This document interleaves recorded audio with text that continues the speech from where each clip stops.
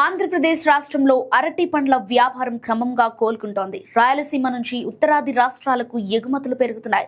ధరలు కూడా పుంజుకుంటున్నాయి. దీంతో రైతులు కాస్త ఉపశమనం పొందుతున్నారు. దీనికి సంబంధించిన మరిన్ని వివరాలను ఈ వీడియోలో తెలుసుకుందాం.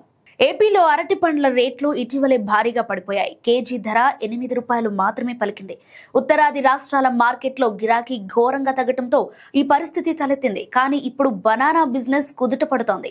పులివెందుల మార్కెట్లో టన్ను అరటి పండ్ల ధర 16,000 నుంచి 17 వరకు ఉంది.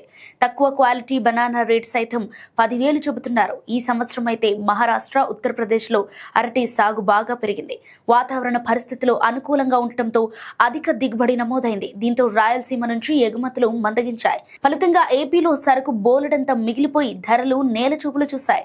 ఈ నేపథ్యంలో అరటి రైతులు లబోదిబో అన్నారు. దీంతో రంగంలోకి దిగిన ప్రభుత్వం నష్ట నివారణ చర్యలు చేపట్టింది. మార్కెటింగ్ విభాగం అధికారులు ఉత్తరాది రాష్ట్రాలకు వెళ్లి అక్కడ వ్యాపారులతో చర్చలు జరిపి ఎగుమతులు పెంచేందుకు చర్యలు తీసుకున్నారు. ఈ ప్రయత్నాలు ఫలించి 2 రోజులుగా మార్కెట్ కళకళలాడుతోంది.